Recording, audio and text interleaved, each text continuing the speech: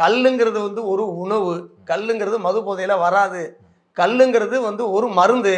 அதாவது 4% ஆல்கஹால் இருக்கு, 4% கல்லுல ஆல்கஹால் இருக்கு. அது உங்க உடம்புக்கு நன்மை பயக்கிறது தானே, அது தீமை பயக்கிறது இல்லை. இப்ப நீங்க வந்து இல்ல கொஞ்சோண்டு ஆல்கஹால் குடிச்சாலும் அதிகமா ஆல்கஹால் கலந்து குடிச்ச சாராயமும் சாராயம். நீங்க திருவிழாக்களுக்கு மற்ற விஷயங்களுக்கு வந்து டார்கெட் வச்சு விசாரிக்கிறீங்கல்ல, இத்தனை கோடி ரூபாய்க்கு டாஸ்மார்க் கொண்டு வந்து சொல்றீங்கல்ல, 20 பனை மரத்தை வளர்க்கிற கேரளாவுல உங்களுக்கு நிதி தர்றானே.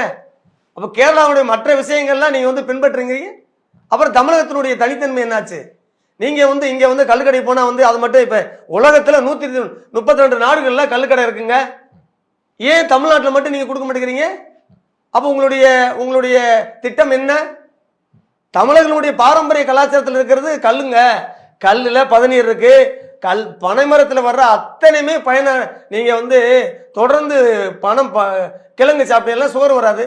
நீங்க என்ன செய்யறீங்கப்பா? அதுக்கான தேவைகள் இருக்கா? மரத்தை வெட்டி முடிச்சுட்டு திரும்ப பனை விதையை போட போறோம்ங்கிறிய.